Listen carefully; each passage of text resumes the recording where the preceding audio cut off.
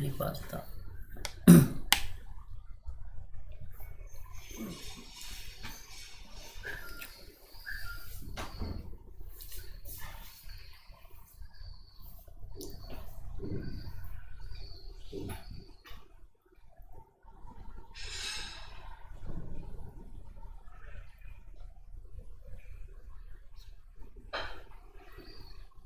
Hello everyone, स्वागत है आपका हिंदुस्तान के सबसे बड़े ऑनलाइन प्लेटफॉर्म पर जिसका नाम है अनअकैडमी।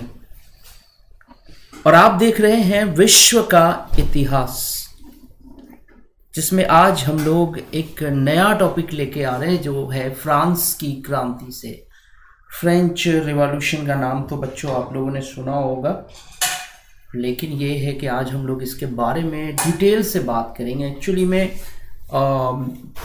मेरे क्लास लेने का सबसे बड़ा प्रयोजन ये है कि इस पर हम लोग एक डिटेल आपको देना चाहते हैं ताकि आपका कॉन्सेप्ट जो है वो क्लियर हो जाए। और फ्रांस की क्रांति ये बताने वाली चीज़ नहीं है कि कितना ज़्यादा ये महत्वपूर्ण टॉपिक है।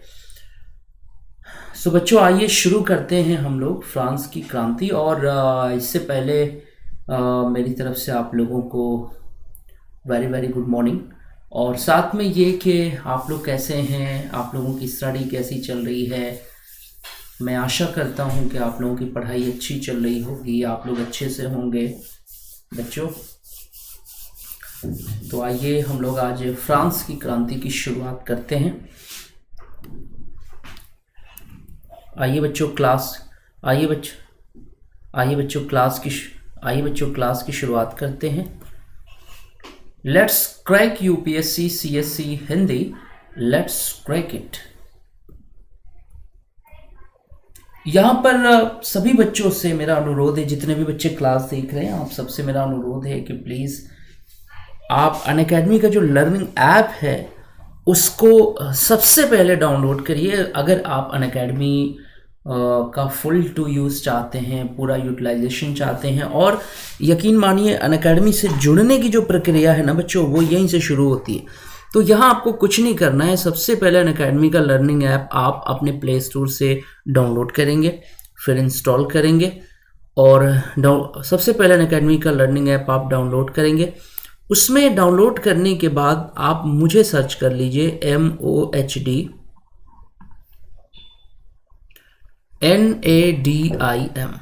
ये मेरा नाम है अनअकैडमी के ऐप पर। अगर आप मुझे देख रहे हैं, अगर आप अनअकैडमी के ऐप पर मुझे देखना चाहते हैं तो मेरा नाम है मोहम्मद नदीम। और एक चीज़ और कि आप देखेंगे जस्ट नीचे इसके एक ऑप्शन होता है फॉलो मी। इसका मतलब होता है कि अगर आप मुझे फॉलो करते हैं तो अनअकैडमी पर जितनी भी मेरी क्लासेस होंगी ना, उसके बारे में आपके मोबाइल पर मैसेज आ जाएगा कि मेरी ऐप पर क्लास शुरू होने जा रही है या स्पेशल क्लासेस में लेने जा रहा हूँ। क्योंकि ये विश्व इतिहास जो हम लोगों का चल रहा है, इसी में से कुछ टॉपिक्स जो है वो स्पेशल क्लास में भी होंगे। So please follow me. और सबसे पहले अनअकैडमी का लर्निंग ऐप आप डाउनलोड करिए, ठीक है। आगे बढ़ते हैं बच्चों। यहाँ से आप मेरे बारे में जान सकते हैं। ये अनअकैडमी के टॉप एजुकेटर्स हैं जो अनअकैडमी के ऐप पर अलग अलग सब्जेक्ट्स पढ़ा रहे हैं। यहाँ पर थोड़ा सा बच्चों हम लोग बात करने वाले हैं कि अनअकैडमी के बारे में हम लोग बात करने वाले हैं कि अनअकैडमी क्या है, ये कैसे क्लासेस चलाती है, इस पर एडमिशन कैसे आप ले सकते हो। तो देखिए, अगर आप अनअकैडमी पर एडमिशन लेके पढ़ना चाहते हैं, और पहली चीज़ तो ये कि एडमिशन आप क्यों लें, क्या ज़रूरत है अनअकैडमी पर एडमिशन लेने का। तो बच्चों मैं आपको बताऊं कि अगर आप अनअकैडमी पर एडमिशन लेकर पढ़ाई करते हैं तो इसके बहुत सारे फ़ायदे हैं। पहली चीज़ तो ये, एक निश्चित समय सीमा में आपका कोर्स कंप्लीट होगा। दूसरी चीज़ ये कि आप घर बैठे यूपीएससी सीएससी के प्रिपरेशन कर सकेंगे। आप घर बैठे दूसरी चीज़ ये कि आप घर बैठे यूपीएससी सीएससी की प्रिपरेशन कर सकेंगे। तीसरी चीज़ ये कि अनअकैडमी हिंदुस्तान का सबसे बड़ा ऑनलाइन प्लेटफॉर्म तो है ही है, ये चीपेस्ट प्लेटफॉर्म भी है। मतलब बहुत ही सस्ते दर पर आपको यूपीएससी सीएससी के जो कोर्सेज हैं वो मिल जाएंगे। तो इसमें यही चीज़ें आप देख लीजिए। अनअकैडमी पर अगर आप एडमिशन लेते हैं तो अनअकैडमी के पास 2 प्लान हैं, प्लस और आइकॉनिक। प्लस एक नॉर्मल प्लान है, एक जनरल प्लान है। इसमें 1 साल, 2 साल और 3 साल तक का आप एडमिशन ले सकते हैं। एडमिशन लेने के लिए फ़ीस वगैरह जो है ये यहाँ पर आप दिखाई दे रही है, आपको फ़ीस यहाँ पे है। अब ये है कि जैसे आप एडमिशन लेने जाएंगे ना, वैसे ही आपसे रेफरल कोड पूछा जाएगा कि रेफरल कोड आप बताइए क्या है। तो आप रेफरल कोड की जगह पे लिखेंगे MNUS, ठीक है ना। और जैसे ही MNUS लिखेंगे आपकी फ़ीस में जो है 10% की कमी हो जाएगी। समझ में आ गया।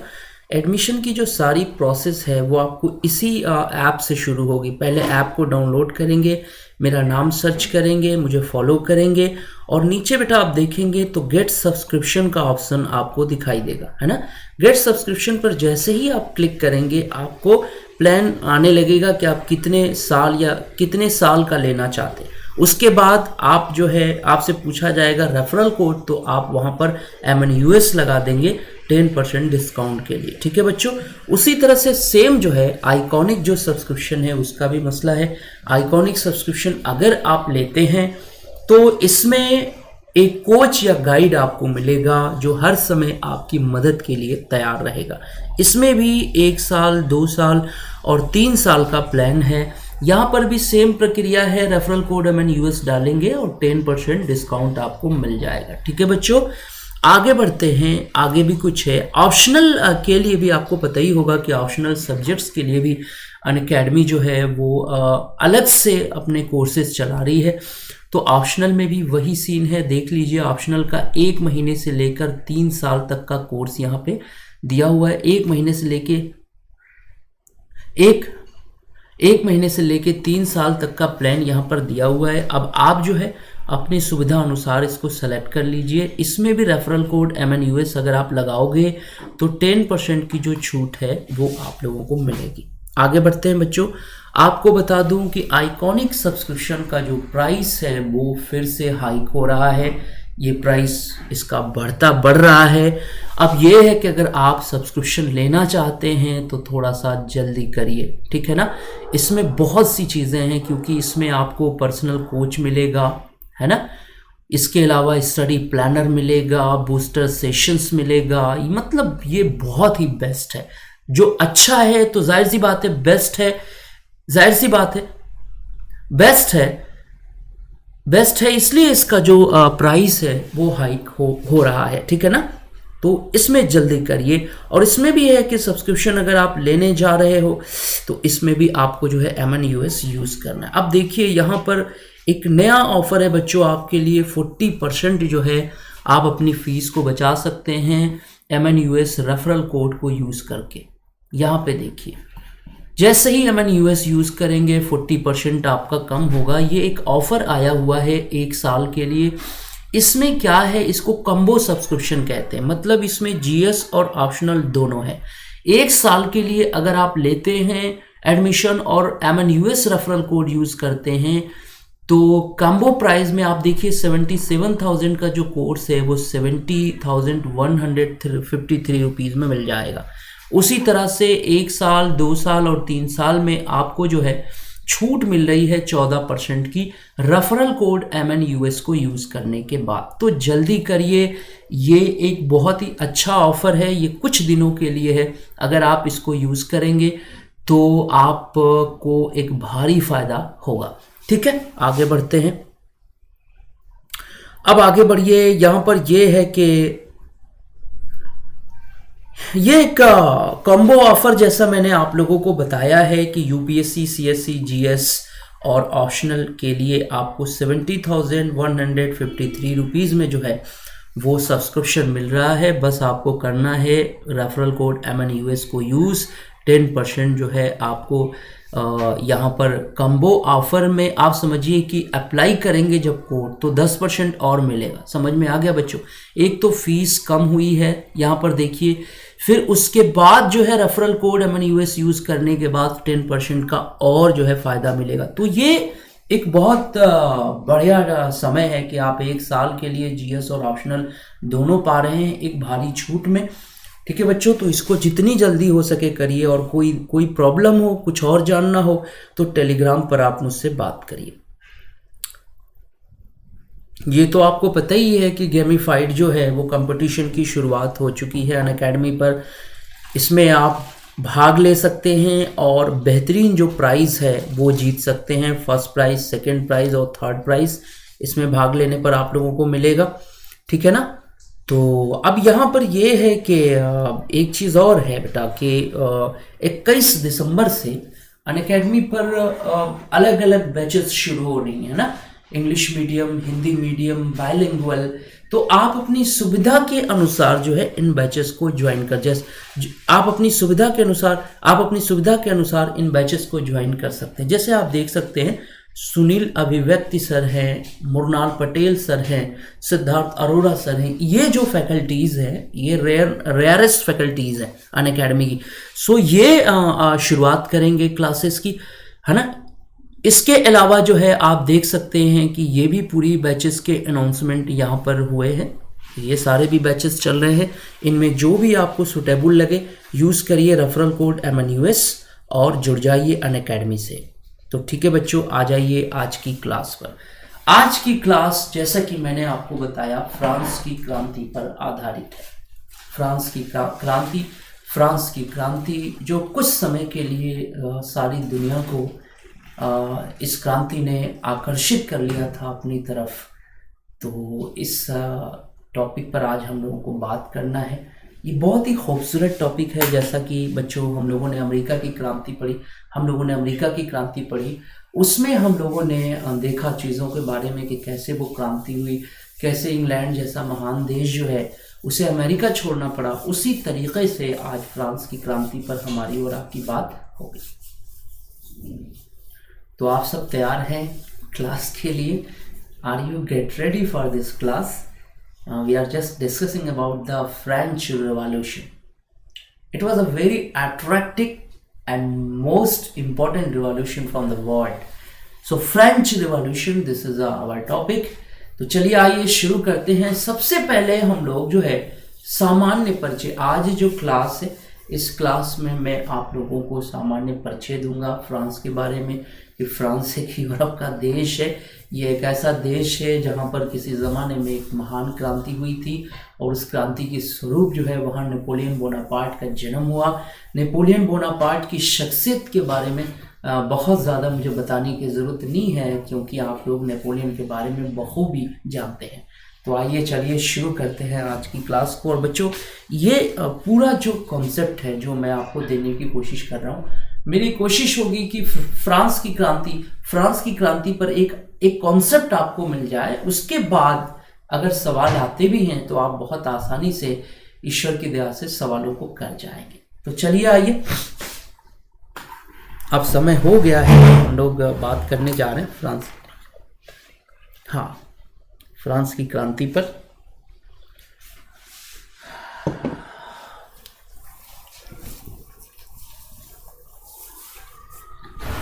तो ठीक है बच्चों आइए, तो यहाँ पर फ्रांस की क्रांति के बारे में एक कोटेशन है। ये हमेशा ध्यान रखना, कभी कभी कोटेशन भी पूछा जाता है। यहाँ पर एक कोटेशन है बड़ी प्यारा सा कि फ्रांस की क्रांति में जितना योगदान शस्त्रों का है उतना ही योगदान विचारों का है। और ये सच्चाई है कि दुनिया की कोई भी क्रांति जो है वो कभी शस्त्रों से फलीभूत हो ही नहीं सकती। विचारों के बगैर क्रांति का कहीं पर नाम ही नहीं है। मतलब क्रांति के लिए विचारों का होना जरूरी है और विचार ही वास्तव में क्रांति करते हैं। नीचे भी बच्चों एक कोटेशन है, इसको भी आप देखिएगा कि यह स्वतंत्रता, समानता और भ्रातृत्व की भावना के लिए लड़ी गई और इस क्रांति की उपज है नेपोलियन बोनापार्ट। मतलब मैंने कहा ना आपसे कि दुनिया की कोई भी क्रांति हो उसके लिए विचारों की जरूरत होती है और विचार ही क्रांति का सबब बनते हैं, विचार ही क्रांति का कारण बनते हैं। ठीक है बच्चों, तो इसको जो है ये जो कोटेशन है एक्चुअली में फ्रांस की क्रांति के लिए ये कोटेशन दिए गए हैं विद्वानों के द्वारा। तो इसको तो आप लोगों को लिखना पड़ेगा, नोट कर लीजिए इन कोटेशंस को। अब चलिए आते हैं मेन टॉपिक पर जिस पर हम लोगों को डिस्कस करना है ना। अब मेन टॉपिक पे हम लोग आते हैं। यहाँ पर देखिए, एक लंबे समय बाद जब शासन और उसकी व्यवस्था जर्जर हो जाती है तो बदलाव की आवश्यकता होती है। फ्रांस में भी यही था बच्चों। कहा जाता है कि लंबे समय से वहाँ पर राजाओं का शासन हुआ करता था। बहुत ही लंबे ज़माने से वहाँ पे बोर्बो वंश का शासन था। आपने नाम सुना होगा लुई 14वां, लुई 15वां, लुई 16वां, ये वहाँ के राजाओं के नाम थे। लेकिन ये दुनिया का एक दस्तूर है कि हर पुरानी चीज के बाद, हर पुरानी चीज के समापन के बाद वहां एक नई चीज की शुरुआत होती है। ये दुनिया का दस्तूर है। जैसे आपने देखा होगा कि माँ बाप जो होते हैं जब बूढ़े हो जाते हैं, उनके बच्चे जवान होते हैं, वो चीज़ों को आगे ले जाते हैं, है कि नहीं? उसी तरह से एक निश्चित समय के बाद दुनिया का कोई भी शासन हो, कोई भी व्यवस्था हो, जब वो जर्जर हो जाती है तो उसका अंत निश्चित हो जाता है। तो ऐसे ही हुआ था फ्रांस में कि जब वहाँ का राजवंश बहुत पुराना हो गया, वहाँ के राजाओं के हाथ में ये जो शासन था वो एकदम जर्जर हो चुका था। तो एक समय आया जब फ्रांस के नागरिकों ने सड़कों पर निकलकर उसके खिलाफ विरोध के स्वर बुलंद किए, है ना, और फ्रांस में क्रांति की शुरुआत हुई। तो आइए हम लोग इसके बारे में थोड़ा सा बच्चों लिखेंगे। यहाँ पर फ्रांस की क्रांति एक परिचय, ये हम लोगों का आज का टॉपिक है।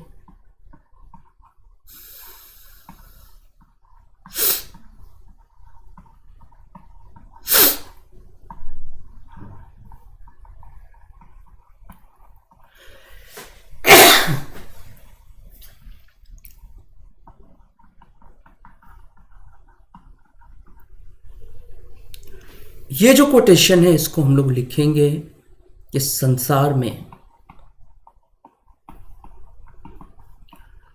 कोई भी शासन हो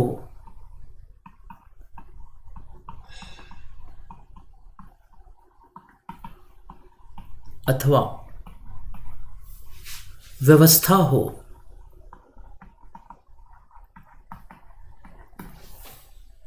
जब वो पुरानी और जर्जर हो जाती है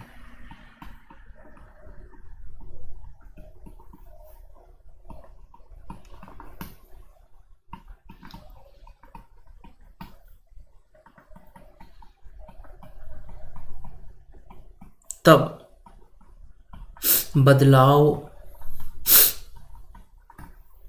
अपरिहार्य हो जाता है। अपरिहार्य माने आवश्यक हो जाता है।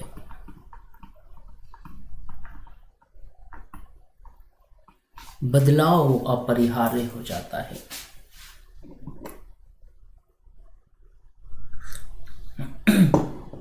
बच्चों आप इसको नोट करेंगे। कोशिश करेंगे हम लोग फ्रांस की क्रांति में जो कुछ भी हुआ उन घटनाओं से जुड़ने की।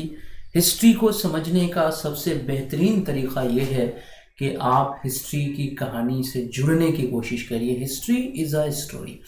हिस्ट्री को अगर आप अपना बनाना चाहते हैं तो इसकी स्टोरी से जुड़ने की कोशिश करिए। बस एक सिंपल सी लाइन मैंने बताई कि फ्रांस का शासन कमज़ोर हो चुका था, जर्जर हो चुका था।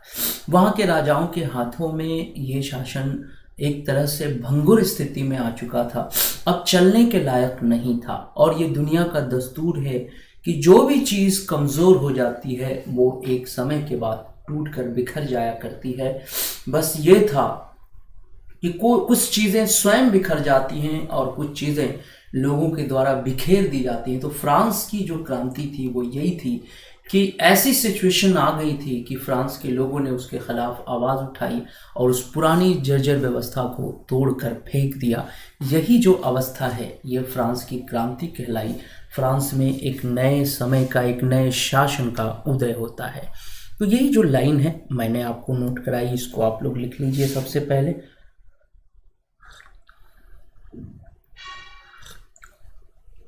बच्चों इस लाइन को नोट कर लीजिए और हम लोग धीरे धीरे पढ़ेंगे, कोई जल्दबाजी नहीं है, एकदम आराम आराम से। मेरे कहने का एक ही अर्थ है कि किसी चीज को एक बार पढ़ा जाए लेकिन कंप्लीट पढ़ा जाए, है ना, ताकि उसे दोबारा पढ़ने की आवश्यकता ना हो। ये चीज अगर नोट कर ले तो आप सब डन लिख देना, मुझे बताना।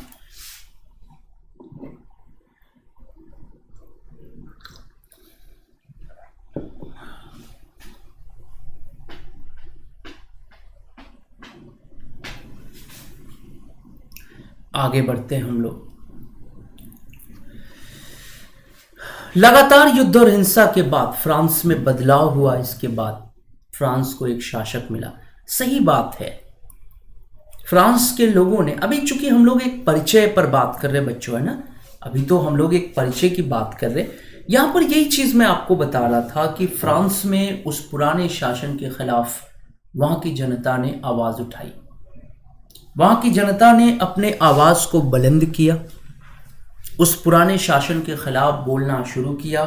लोग सड़कों पे आए, युद्ध हुए, काफी लोग मारे गए और आखिरकार उस जर्जर व्यवस्था का अंत हो गया, ठीक है ना। और उस जर्जर व्यवस्था के बाद फ्रांस को जो चीज मिली उसका नाम था नेपोलियन बोनापार्ट। नेपोलियन बोनापार्ट एक ऐसा नाम है जो किसी परिचय का मोहताज नहीं है। यकीन मानिए, आज भी यूरोप में जब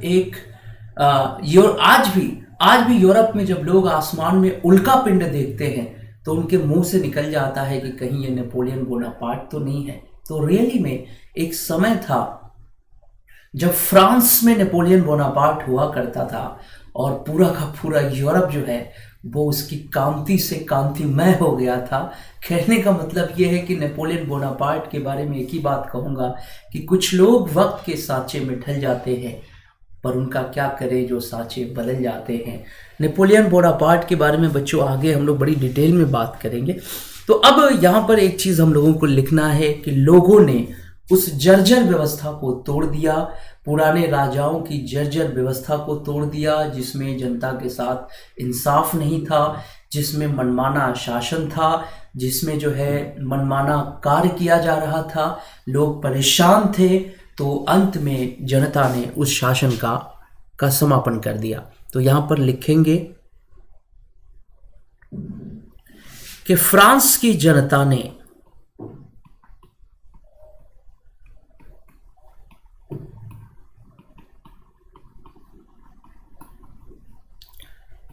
सड़क पर आकर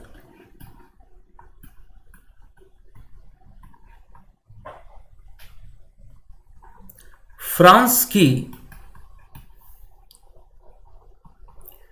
इस जर्जर व्यवस्था का इस जर्जर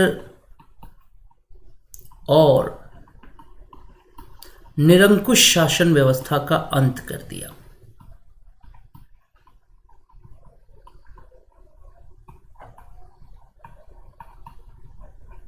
निरंकुश शासन व्यवस्था का अंत कर दिया।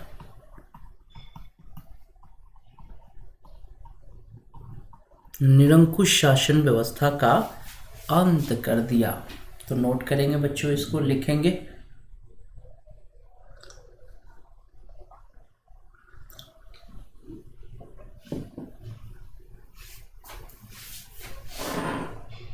निरंकुश शासन व्यवस्था का अंत कर दिया। तो जाहिर सी बात है, इसी अंत के बाद तो नेपोलियन बोनापार्ट मिला फ्रांस को। और बच्चों आपको बता दूं कि ये जो क्लास है हम लोगों की, ये रिकॉर्डिंग क्लास है। जाहिर सी बात है, कुछ कारणवश जो लाइव क्लासेस हैं वो नहीं हो पा रही है। हालांकि इस क्लास में, लाइव क्लास में बहुत ज़्यादा अंतर नहीं है। अगर आपको कोई भी प्रॉब्लम होती है तो आप सीधे सीधे मेरे टेलीग्राम पर आइए और मुझसे बताइए, ठीक है बच्चों। चलिए आगे बढ़ते हैं।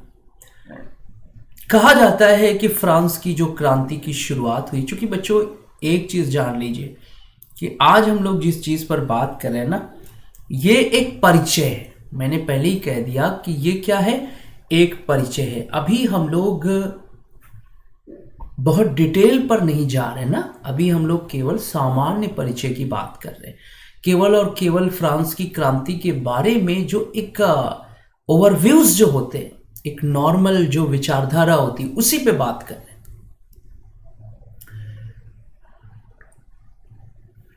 कहा जाता है कि 14 जुलाई सन 1789 को फ्रांस की क्रांति हुई थी। इसी दिन बास्तिल का दुर्ग तोड़ा गया। एक प्रश्न उठता है कि फ्रांस की क्रांति कब हुई थी। कुछ लोग कहते हैं 5 जो है वो मई को हुई थी, 5 मई 1789 को। कुछ लोग कहते हैं 14 जुलाई 1789 को हुई थी। बास्तिल का जो दुर्ग आप देख रहे हैं ना, ये पेरिस में, कहा जाता है कि ये वही किला था जिसमें फ्रांस के बहुत से लोगों को कैद करके रखा गया था। जब जनता सड़कों पर आई तो जनता ने इस किले को तोड़ दिया था और सारे कैदियों को आज़ाद कर दिया था। तो 14 जुलाई सन 1789 को ये घटना घटी थी। इसी दिन बास्तिल का जो दुर्ग है वो जनता के द्वारा जीता गया था, इसलिए इसी दिन को फ्रांस की क्रांति का दिन माना जाता है।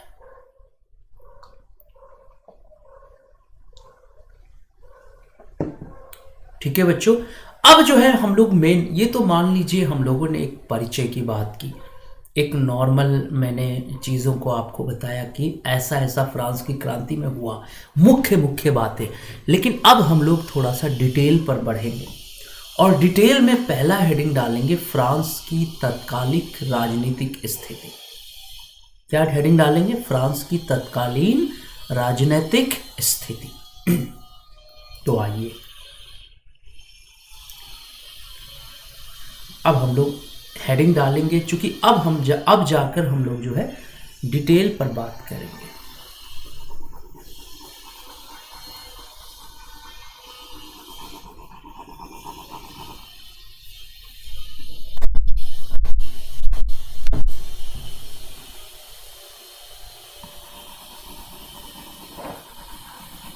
इसको भी मिटा रहे हैं क्योंकि सामान्य परिचय जो था, एक नॉर्मल इंफॉर्मेशन मैंने आपको दे दी है फ्रांस की क्रांति के बारे में। अब हम लोग मेन चीज पर आते हैं।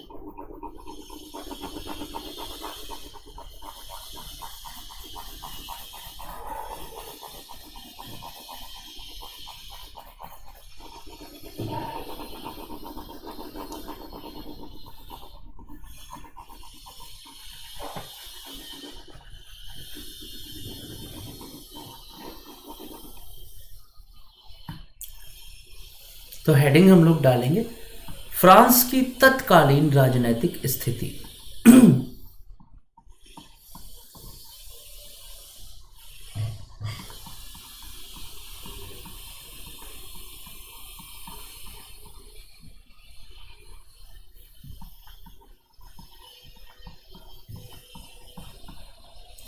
फ्रांस की तत्कालीन राजनीतिक स्थिति, ये आप लोग हेडिंग डालिए। चलिए देखा जाए कि आखिर फ्रांस में, वहां की पॉलिटिकल सिस्टम में ऐसा क्या था कि लोग उससे बहुत ही ज्यादा नाराज थे और उस सिस्टम को हटाना चाहते थे।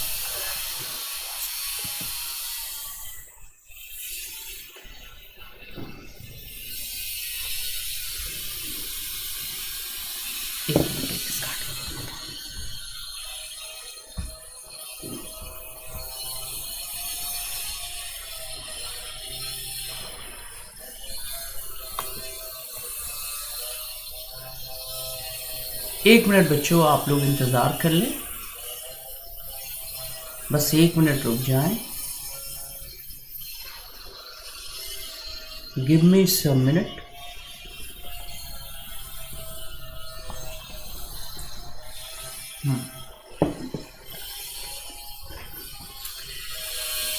ठीक है ना। आइए, फ्रांस की क्रांति और इसमें हम लोग तत्कालीन जो स्थिति थी, हेडिंग हम लोग डालेंगे फ्रांस की क्रांति।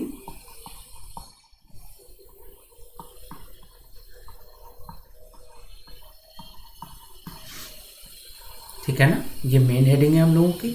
और हम लोग जिस चीज पर डिस्कस कर रहे थे वो डिस्कस कर रहे थे तत्कालीन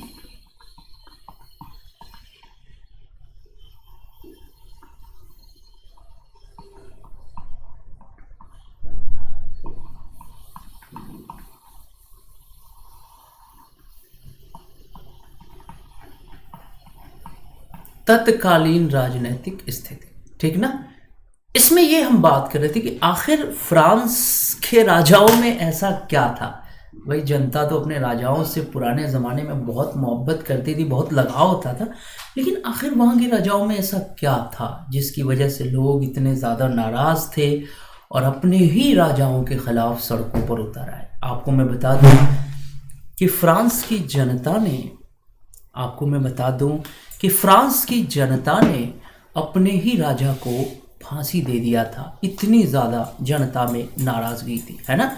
लुई 16वें को फांसी पर चढ़ा दिया गया, उसको और उसकी पत्नी को एक साथ।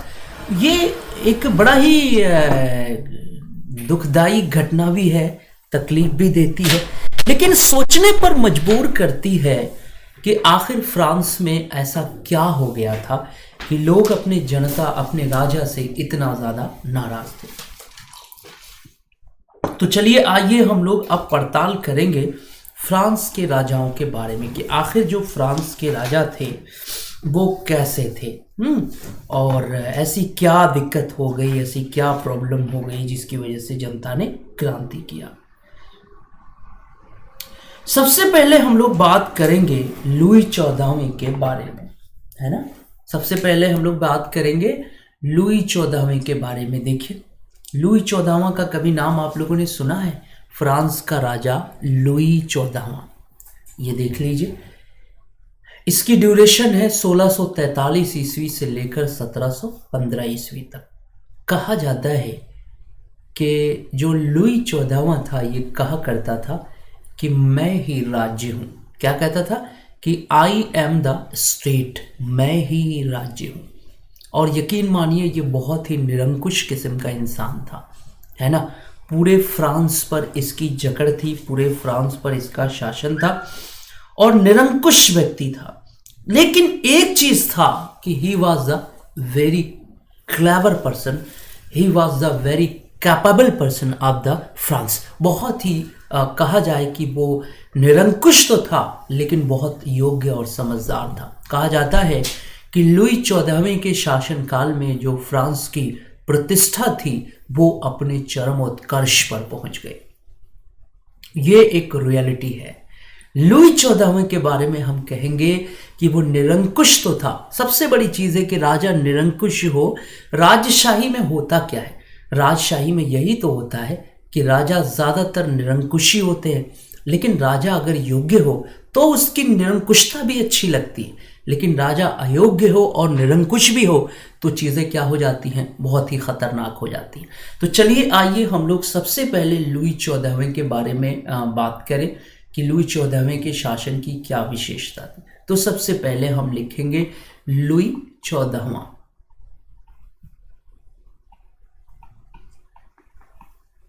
ठीक है ना, हम लोग लुई 14वें के बारे में लिखने जा रहे हैं और इसके बाद लुई 14वें के बारे में बात करेंगे। और इसका ड्यूरेशन लिख लीजिए 1463 से 1643 से 1715। 1643 से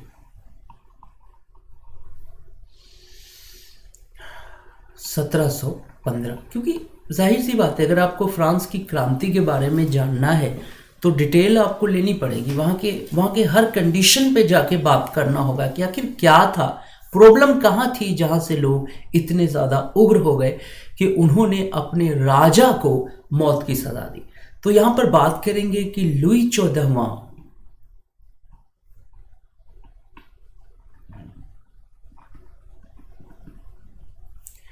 एक निरंकुश राजा था।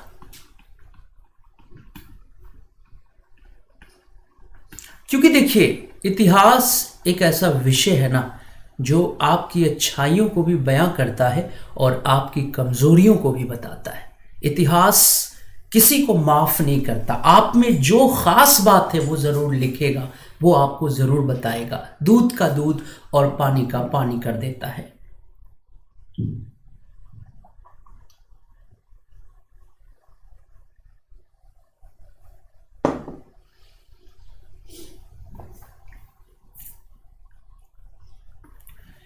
ठीक है ना। लेकिन क्या था कि ये निरंकुश तो था परंतु योग्य था, समझ में आ गया? योग्य था। कहा जाता है कि फ्रांस की जो प्रतिष्ठा थी वो अपने चरमोत्कर्ष पर पहुंच गई इसके शासनकाल में। तो हम लिखेंगे कि फ्रांस की प्रतिष्ठा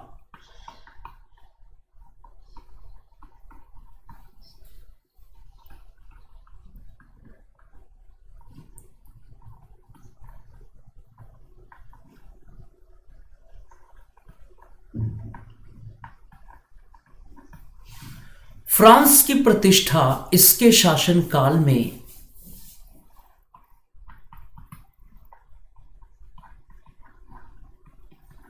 अपने चरमोत्कर्ष पर पहुंच गई।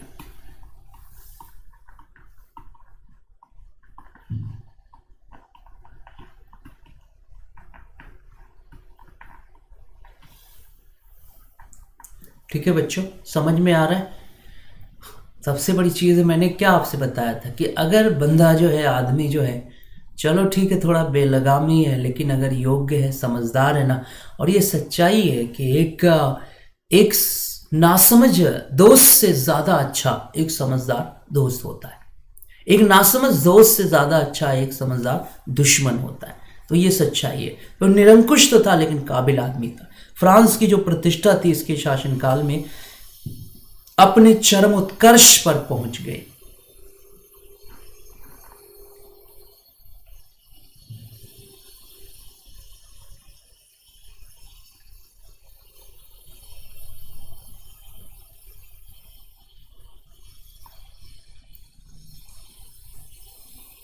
समझ में आ गया बच्चों? अपने चरमोत्कर्ष पर पहुंच गए। अच्छा, क्या कहता था? यह कहा करता था, लिखेंगे बच्चों कि यह कहा करता था, है ना, कि मैं ही राज्य हूं। यह कहा करता था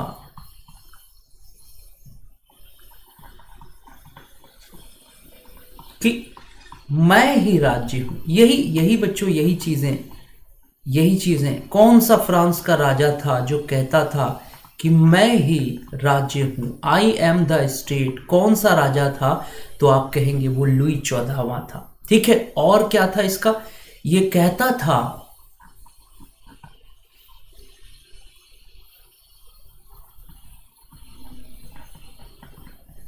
मैं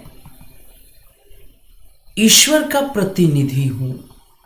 मैं फ्रांस में ईश्वर का प्रतिनिधि हूं। ईश्वर का प्रतिनिधि हूं।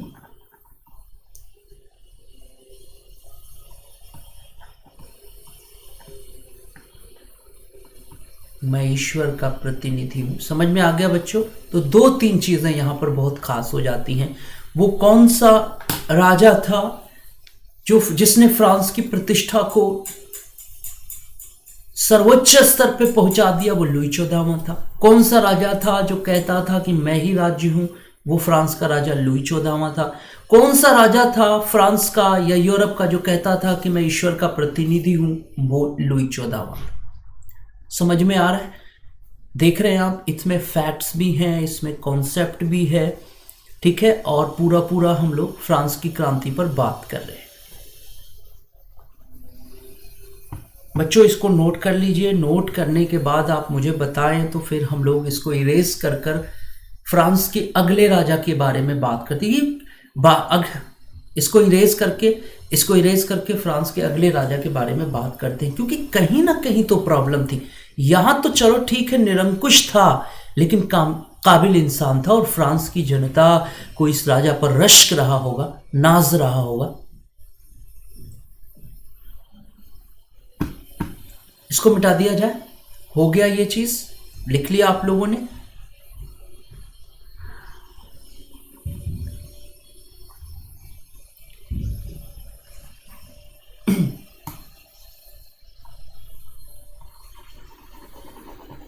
चलिए, लुई 14वां के बाद जो है हम बात करेंगे लुई 15वें के बारे में, जिसके बारे में कहा जाता है कि एक नंबर का अय्याश और विलासी इंसान था। शराब पीना, दारू पीना, नाच देखना, गाना देखना, आमोद प्रमोद में लिप्त रहना, ये इस राजा का काम था। जब लोग इसको शिकायत करते थे, इसके मंत्री संतरी पहुंचते थे, करे महाराज बहुत गड़बड़ हो रहा है, सिस्टम जो है गड़बड़ा रहा है, ठीक है, कुछ करिए, तो कहता था कि मेरा समय तो इसी में कट जाएगा। मतलब मुझे परेशान होने की ज़रूरत नहीं है, मेरा काम तो इसी समय चल जाएगा। ध्यान देना इस चीज़ को बच्चों। लुई 15वें के बारे में हम लोग अब बात करने जा रहे हैं कि आखिर देखा जाए उस राजा में क्या खास बात थी, है ना। ये देखिए, लुई 15वां बहुत ही ज़्यादा भोग विलास इन सब चीज़ों में लिप्त रहता था। राजनीति से कुछ खास लेना देना था नहीं, जिम्मेदारियों का कोई खास एहसास था नहीं। लोग जब उससे कहते थे कि महाराज कुछ करिए, फ्रांस की हालत अच्छी नहीं है। अच्छा, उस ज़माने में बच्चों अपने जनता को राजाओं पर इतना ज़्यादा विश्वास था और इतना ज़्यादा मतलब लोग अपने राजा से मोहब्बत करते थे, इतनी स्वामी भक्ति थी कि बहुत सी मुश्किलों को बर्दाश्त कर जाते थे, बहुत सी कठिनाइयों को बर्दाश्त कर जाते थे, लेकिन राजा के प्रति सम्मान बहुत ज़्यादा था उस ज़माने में। ये चीज़ देखा गया था। तो एक ना लुई 15वां क्या था कि भाई भोग विलास। अच्छा, ये चीज़ है कि भाई देखिए साहब, दो रास्ते होते हैं जिंदगी के, है ना बच्चों। लाइफ के दो रास्ते होते हैं, बड़ा ध्यान से मेरी बात पर गौर करना है, ठीक है। एक रास्ता होता है जिसको हम सॉफ्ट कॉर्नर कहते हैं, जिसको हम कहते हैं कि ये एक सेफ जोन। क्या कहेंगे बेटा? Safe zone. सेफ जोन मतलब ये होता है कि आप लाइफ में कहीं सेट हो गए, बस आराम से आपकी लाइफ चल रही है। एक रास्ता होता है जिसको हम रिस्की जोन कहते हैं। ये क्या है भाई? रिस्की जोन का मतलब होता है कि इसमें लाइफ बड़ी हिचकोले खाती है, कभी अप कभी डाउन, कभी अप कभी डाउन। समझ में आ गया? अब कुछ लोग जो है वो सेफ जोन में रहना पसंद करते हैं। उनको लगता है कि बस समय पर पैसा मिल जाए, खाने को मिल जाए, यही जिंदगी है। लेकिन कुछ लोग जिंदगी में रिस्क को चुनते हैं। हालांकि ये आसान नहीं है, इसमें तकलीफें भी हैं, परेशानियां भी हैं, लेकिन इतिहास अगर किसी को अपने पन्नों में जगह देता है तो इन्हीं लोगों को जगह देता है, जो अपनी जिंदगी में ऐसे रास्ते को चुनते हैं जो आसान नहीं होते, और उन लोगों को इन्हीं रास्तों पर चलने में मजा भी आता है। और यही लोग इतिहास में हमेशा के लिए याद रखे जाते हैं। बच्चों, सिविल सर्विसेज के जो यहाँ स्टूडेंट मौजूद हैं, मैं आप सबसे कह रहा हूँ कि आपका जो रास्ता है वो ये नहीं है। ये रास्ता तो ये है कि आप कोई भी नॉर्मली कहीं पे सेटल हो जाते। ये रास्ता आसान नहीं है, लेकिन इसका रिजल्ट भी आप देख लो कि इसका रिजल्ट आपको ये मिलेगा कि आप किसी भी ज़िले के राजा बनाए जाएंगे, क्योंकि डीएम जो होता है वो अपने ज़िले का राजा होता है। तो राजा बनना इतना आसान नहीं है। लुई 15वें के बारे में मैं बता रहा था कि विलासी व्यक्ति, भोग विलास में डूबा रहता था, राज के कार्यों से इसका कोई लेना देना नहीं था। जब फ्रांस की हालत ख़राब हो गई, तो इसके कुछ अधिकारियों ने, इसके कुछ मंत्रियों ने इसके पास आकर कहा कि महाराज, देश की हालत अच्छी नहीं है, कुछ करिए। तो इसने कहा मुझे कुछ करने की ज़रूरत नहीं, मेरा टाइम तो इसी में कट जाएगा। कहा जाता है कि इसका टाइम तो कट गया, लेकिन जब ये मृत्युशैया पर था, जब ये बीमार था, तो इसने फ्रांस के लोगों से एक बात कहा कि मेरे मरने के बाद फ्रांस में प्रलय आएगी। और वाकई में वही हुआ। फ्रांस में जो क्रांति हुई वो वाकई में बिल्कुल लुई 15वें की बात साबित हो गई। लेकिन इस राजा के बारे में हमारे विचार क्या है? हम यही कहते हैं ना कि लुई 15वां, ठीक है, उसने कहा कि मेरे बाद प्रलय आएगी, लेकिन इससे वो छूट नहीं जाता। आप अगर एक राजा हैं, आपके ऊपर अगर जिम्मेदारी है, तो आपको अपनी जिम्मेदारी वहन करनी पड़ेगी, वरना इतिहास कभी आपको बख्शेगा नहीं। तो आइए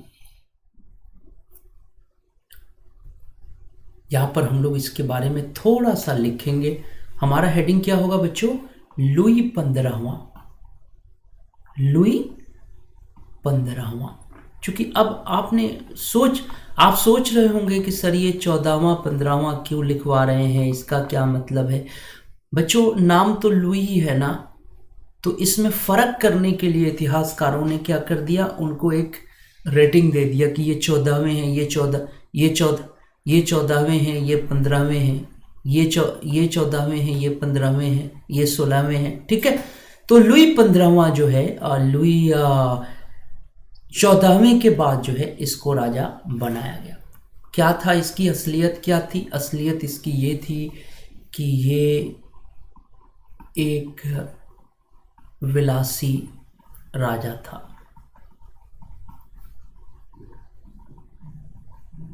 ठीक, इसने अपना ज्यादातर समय भोग और विलास में व्यतीत किया। ये योग्य राजा नहीं था।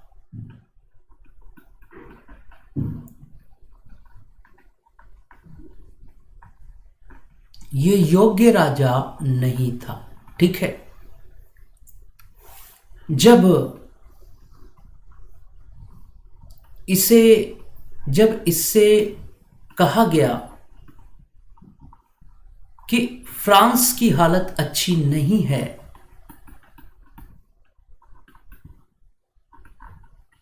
जब इससे कहा गया कि फ्रांस की हालत अच्छी नहीं है और इसे कुछ करना चाहिए,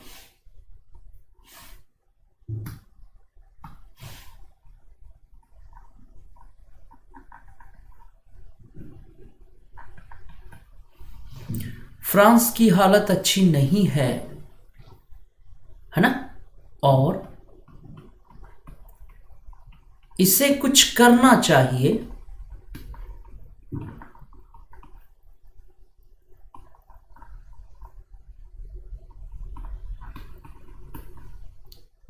तब इसने कहा था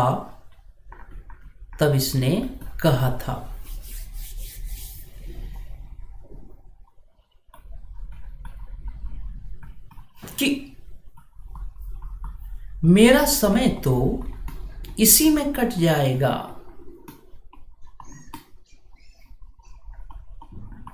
मेरा समय तो इसी में कट जाएगा।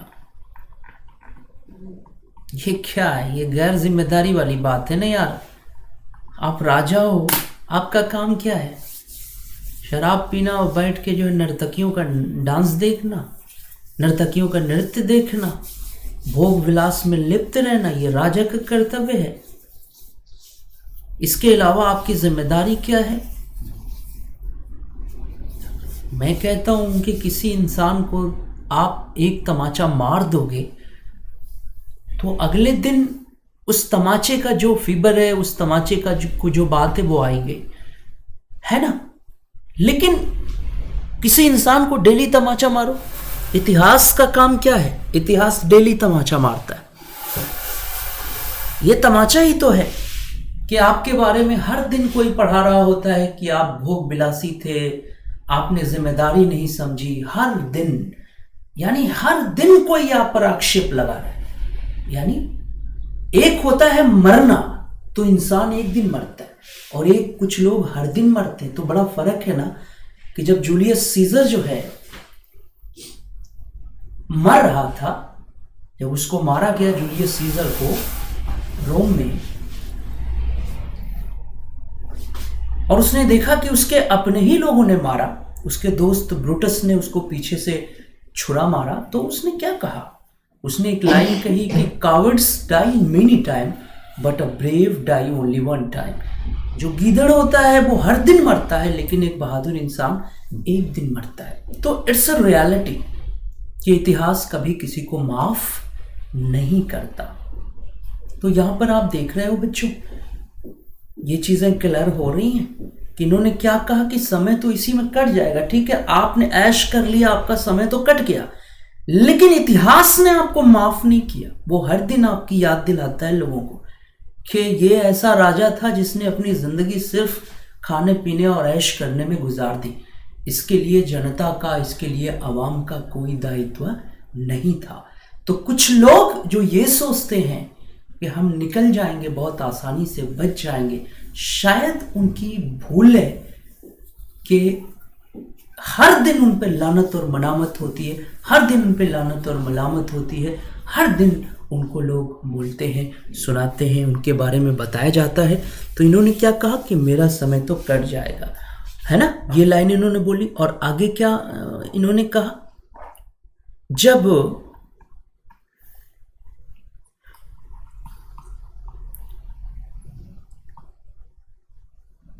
जब इसकी अंतिम घड़ी करीब आई,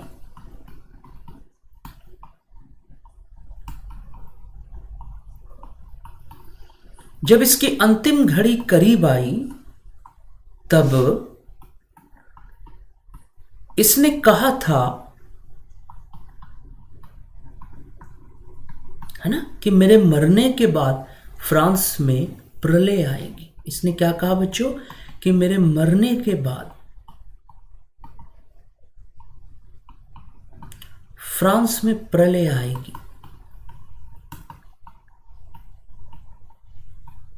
समझ में आ गया? तो ये जो प्रलय की तुलना इसने की, ये क्या था? ये वही था जो फ्रांस में आगे चलकर हुआ, फ्रांस में क्रांति हुई। ठीक है बच्चों, तो इसको नोट करेंगे, हम लोग लिखेंगे, नोट करेंगे, और फिर हम लोग लुई 15वें के बाद लुई 16वें के बारे में बात करेंगे, जो फ्रांस का अंतिम राजा था। और यही वो राजा था जिसको जनता ने फांसी की सज़ा दे दी थी। ठीक है ना? तो हम लोग लुई 16वें की बात करेंगे।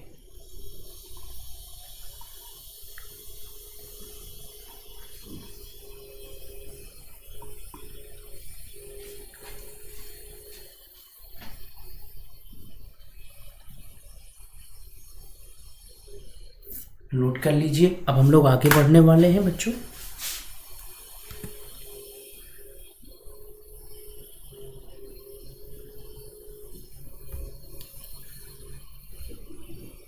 एक मिनट।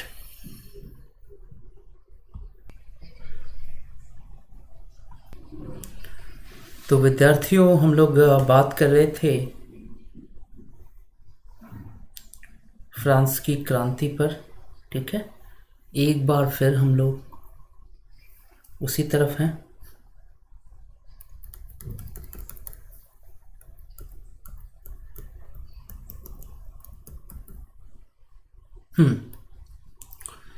तो लुई 15वें के बारे में हम लोग लुई 15वें के बारे में हम लोग बात कर रहे थे। अब लुई 15वां तो मर गया, स्वर्ग सिधार गया। अब उसके बाद जो है लुई 16वां जो है वो राजा बना। 15वें के बाद लुई 16वां राजा बना, है ना। और लुई 16वां के साथ भी भाई यही प्रॉब्लम थी। लुई 16वां 1774 से 1793 तक राजा रहा। हम लोग इसका ड्यूरेशन भी लिख सकते हैं आप लोग। 1773 से 1794 तक ये राजा रहा। और आपको पता ही है कि ये फ्रांस का अंतिम राजा था। तो हम लोग लुई 16वें के बारे में बात करेंगे। देखिए, लुई 16वां के साथ ये भी था कि ये भी अयोग्य था। वो निरंकुश तो नहीं था, पर अयोग्य ज़रूर था, बहुत ही अयोग्य था। कह सकते हैं कि जिस तरह के हालात थे फ्रांस में उस ज़माने में, ये उस हालात के बिल्कुल विपरीत था। इसके अंदर थोड़ी भी सलाहियत नहीं थी, थोड़ी भी इसकी समझदारी नहीं थी कि वो फ्रांस में जो है फिर से व्यवस्था को लागू कर सके, है ना। तो ये भी चीज़ है कि ये जो है कहा जाता है कि निरर्थक कार्यों में ये अपना समय व्यतीत करता था। फ्रांस की समस्याओं को सुलझाने में कभी इसने ध्यान नहीं दिया। तो ये बड़ी चीज़ है साहब, कि अगर आपके सामने हालात, चीज़ें साफ दिखाई दे रही हैं और अगर आप फिर भी आप अपने टाइम को वेस्ट कर रहे हैं, तो ये बहुत ही बड़ी बुरी बात है। तो यहाँ पर हम लोग बात करेंगे लुई 16वें के बारे में कि ये भी एक अयोग्य व्यक्ति था। इसे भी फ्रांस के ख़राब होते हालात की कोई परवाह नहीं थी। इसे भी फ्रांस के ख़राब होते हालात की कोई परवाह नहीं थी। इसने भी अपना जो समय है वो निरर्थक कार्यों में व्यतीत किया, है ना। तो थोड़ा सा लुई 16वें के बारे में हम लोग बात करेंगे, यहाँ नोट कर लेंगे। हम लोग पढ़ रहे हैं फ्रांस की क्रांति।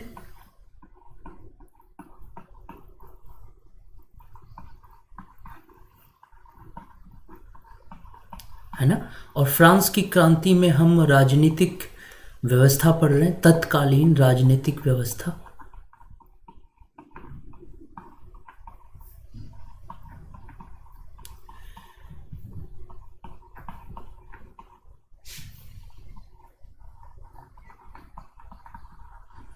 तत्कालीन राजनीतिक व्यवस्था ये हम लोग पढ़ रहे हैं।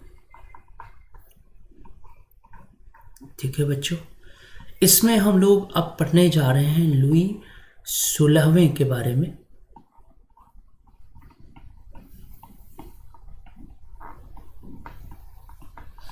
ये आप लोगों को हेडिंग डालना होगा, लुई 16वां, 1773 से 1794 ईस्वी।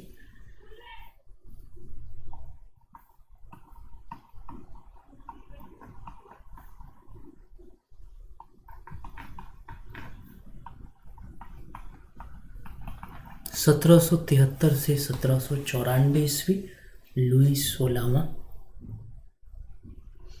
क्या कहेंगे? यह भी एक अयोग्य शासक था।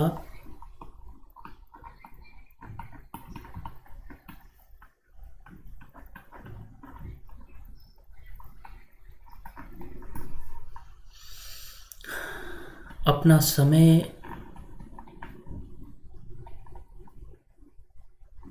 इसने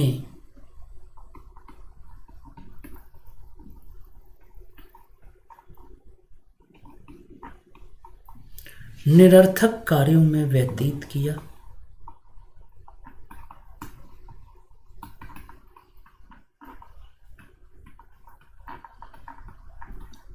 ना। कहा जाता है कि इसकी जो शादी, इसकी जो पत्नी थी वो समझदार थी, जिसका नाम था मारी अंतवानेत।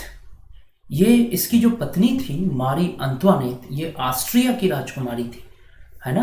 और कैथरीन जो वहाँ की ऑस्ट्रिया की रानी थी, कैथरीन उनकी बेटी थी। तो ये था कि she was very clever and she was very able personality in that time. और ये था कि वो, लेकिन वो भी बड़ा गजब मामला था, वो भी बड़ी स्वार्थी किस्म की औरत थी। ज़्यादातर जो समय है वो चाटुकारों से घिरी रहती थी, ठीक है, ऐश में लीन रहती थी। कहा जाता है कि ज़्यादातर वक्त जो है वो वर्साई के महलों में, अच्छा ये हाल था इनका कि वर्साई में जो पेरिस से कुछ दूरी पर एक महल था, वर्साई का महल, जिसको शीशों का महल कहा जाता है। कहा जाता है कि रानी की सेवा में 2000 जो है वो नौकर चाकर हमेशा तैयार रहते थे। चाटुकारों से घिरी रहती थी और अनाप शनाप कार्यों में लिप्त रहती थी। वो चाहती तो अपने हस्बैंड को सजेस्ट कर सकती थी, अपने हस्बैंड को एडवाइस कर सकती थी, लेकिन उसने भी अपना वक्त जो है वो गलत चीज़ों में व्यतीत किया। तो हम कह सकते हैं कि इसकी पत्नी का नाम, इसकी पत्नी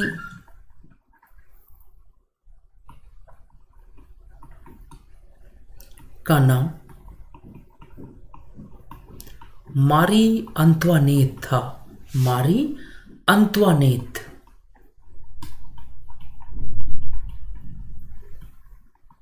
है ना, जो कि ऑस्ट्रिया की राजकुमारी थी।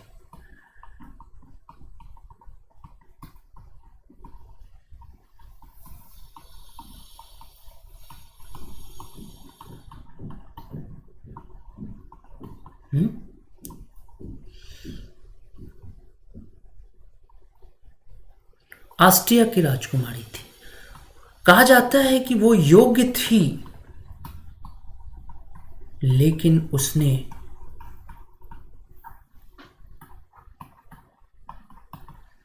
लुई 16वां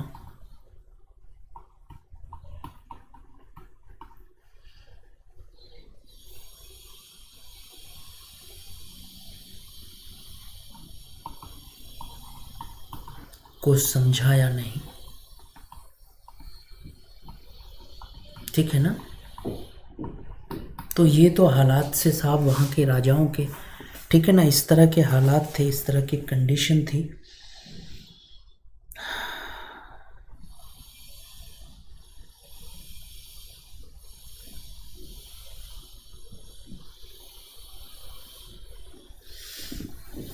कहा जाता है कि हालत ये थी कि राजा की तरफ से एक पत्र जारी किया जाता था जिसको खरीद कर किसी भी व्यक्ति को गिरफ्तार, यानी फ्रांस की उस समय हालत ये थी कि जितने भी राजा के चाटुकार थे वो राजा से जो है वो सहायता तो प्राप्त करते थे, लेकिन कभी राजा के साथ खड़े नहीं हुए। उन्होंने फ्रांस के प्रशासन में कोई कंट्रीब्यूशन नहीं दिया। हालत बहुत ख़राब थी। कहा जाता है कि फ्रांस में दो संस्थाएं थीं जो राजा की शक्तियों पर नियंत्रण करती थी, उनका भी जिक्र हम लोग कर लेते हैं।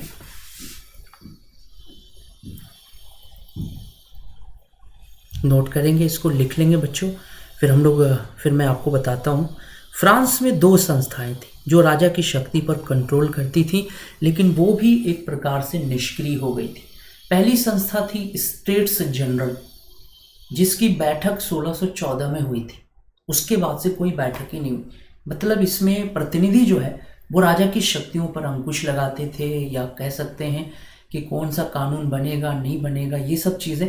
तो स्टेट्स जनरल जो है उसकी बैठक हुए 1614 में पहली बैठक हुई थी, और इस अब तक कोई बैठक नहीं। तो राजा एकदम निरंकुश हो गया था, राजा पर कंट्रोलिंग करने वाला कोई नहीं था। तो हम लोग इसको मिटाएंगे, थोड़ा सा लिखेंगे हालात के बारे में, कंडीशन के बारे में फ्रांस की।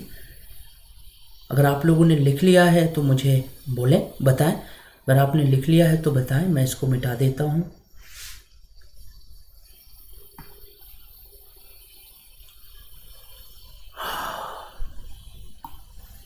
चलिए मैं इसको मिटा दे रहा हूं बच्चों। अब हम लोग बात करेंगे कि राजा की शक्ति पर नियंत्रण लगाने के लिए फ्रांस में दो संस्थाओं का गठन किया गया था बहुत पहले, है ना। एक संस्था थी स्टेट्स जनरल और दूसरी संस्था थी पार्लेमा। चलिए एक एक करके इन संस्थाओं के बारे में हम लोग बात करेंगे। लेकिन ये था कि ये सब भी एक तरह से मृतप्राय हो चुकी थी, एक तरह से खत्म हो चुकी थी। इनका भी कोई अपना रोल अब नहीं था, क्योंकि राजा ने कहीं ना कहीं से इनको समाप्त कर दिया था, मृतप्राय कर दिया था। चलिए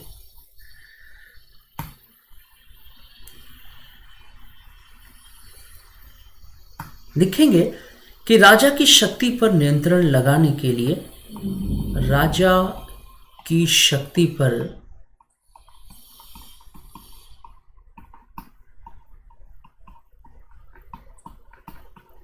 नियंत्रण लगाने के लिए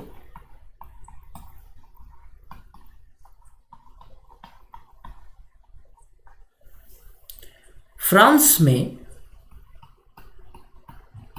दो संस्थाओं का गठन किया गया था।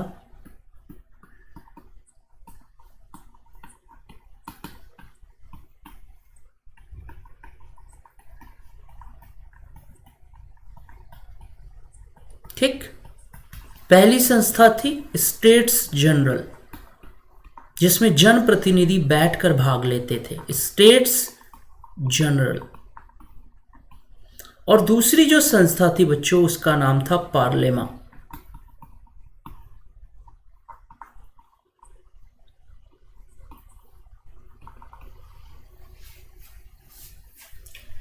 अब सबसे पहले हम लोग स्टेट्स जनरल की इसको नोट करेंगे, फिर हम लोग स्टेट्स जनरल की बात करेंगे कि स्टेट्स जनरल क्या था, उसमें क्या खास बात थी, पार्लियामा क्या थी और उसमें क्या खास बात थी।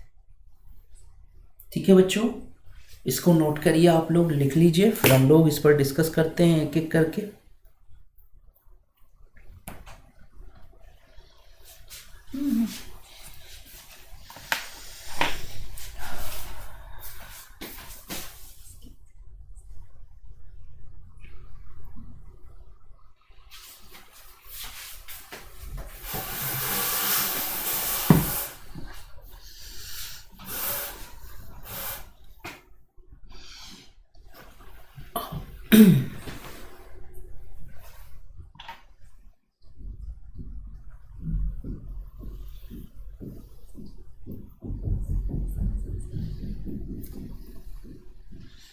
लिख लीजिए बच्चों, नोट कर लीजिए, और नोट करने के बाद डन ज़रूर लिखिए अगर ये हो गया हो तो।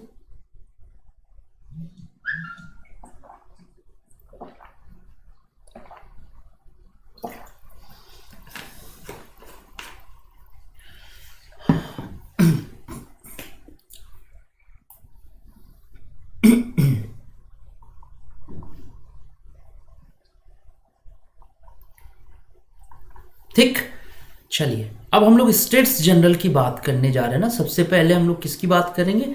स्टेट्स जनरल की। तो देखिए स्टेट्स जनरल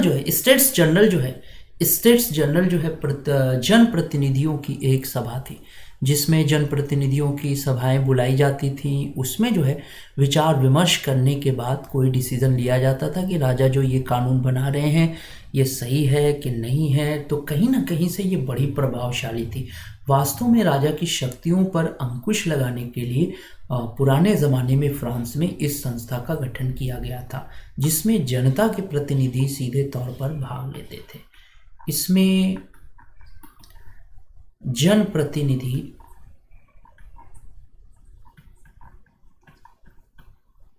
भाग लेते थे।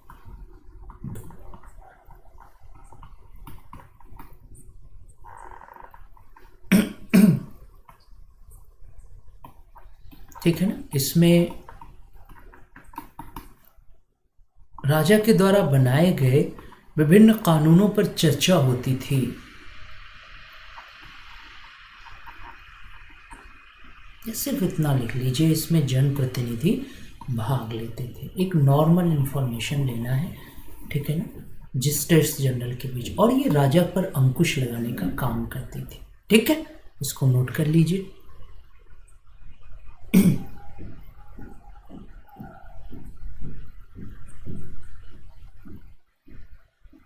उसके बाद जो है हम लोग दूसरे नंबर पर आते हैं।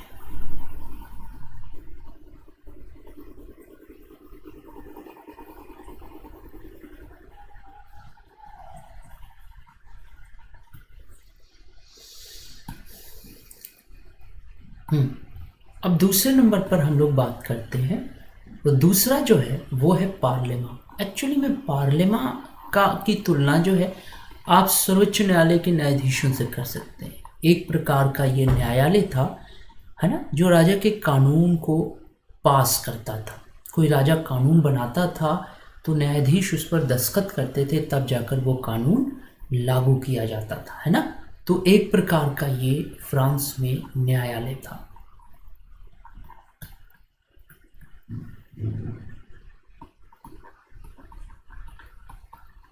एक प्रकार का न्यायालय। कहीं ना कहीं से राजा अगर कोई अनैतिक कानून बनाता था, गलत कानून बनाता था, तो पार्लियामेंट के जो न्यायाधीश होते थे ना, वो लोग जो है इस पर बोलते थे, जनता के सामने ये बात रखते थे कि नहीं, राजा ने ये जो काम किया है ये गलत है, ये कानून जो है गलत है।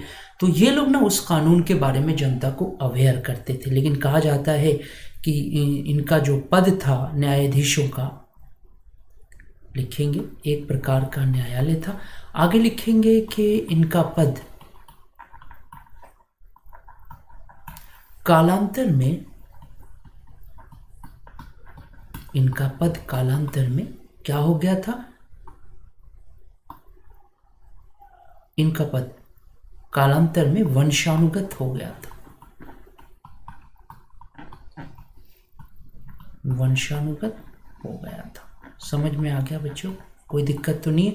अब ये लोग ना वंशानुगत हो गए थे, इन्होंने पद को खरीद लिया था और आराम से शासन कर रहे। तो स्टेट्स जनरल और पार्लियामेंट, इन दोनों की जो कंडीशन थी वो एक तरह से निष्क्रिय सी हो गई थी। इनका कोई रोल नहीं रह गया था राजा पर अंकुश लगाने में।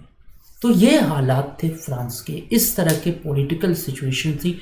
कहा जाता है कि राजा की तरफ से एक पत्र जारी होता था, है ना, वो मुद्रा पत्र था, जिस पर जो है खाली स्थान होते थे। ये पत्र जो खरीदता था उसको खरीद कर उसमें किसी भी व्यक्ति का नाम भर कर उसे गिरफ्तार करवा सकता था। तो आप समझ जाइए कि कानून नाम की कोई चीज़ नहीं थी, दायित्व नाम की कोई चीज़ नहीं थी, जिम्मेदारी नाम की कोई चीज़ नहीं थी। राजा की निरंकुशता को रोकने के लिए कोई भी साजो सामान नहीं था।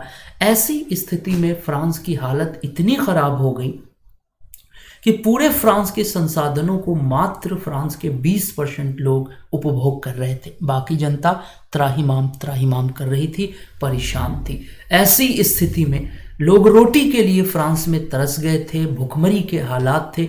कहा जाता है कि जब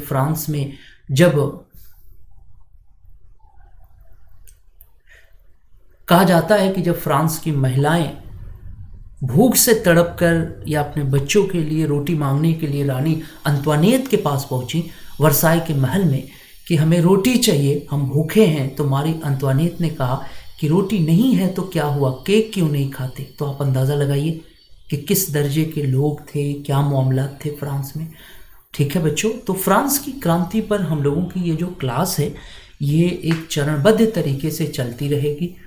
पूरे फ्रांस की क्रांति पर एक कंप्लीट क्लास जो है, मैं आप लोगों के लिए मतलब लेकर आऊँगा। ये क्लास सुबह और शाम दोनों मीटिंग में चलेगी। इसको नोट कर लीजिए बच्चों, लिख लीजिए।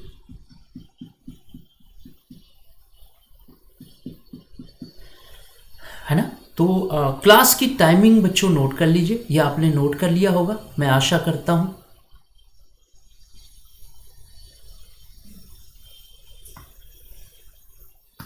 क्लास की टाइमिंग बच्चे नोट करेंगे। सुबह में 11 बजे से और शाम में 6:30 बजे से हम लोगों की क्लास की टाइमिंग है, इसको नोट कर लीजिए।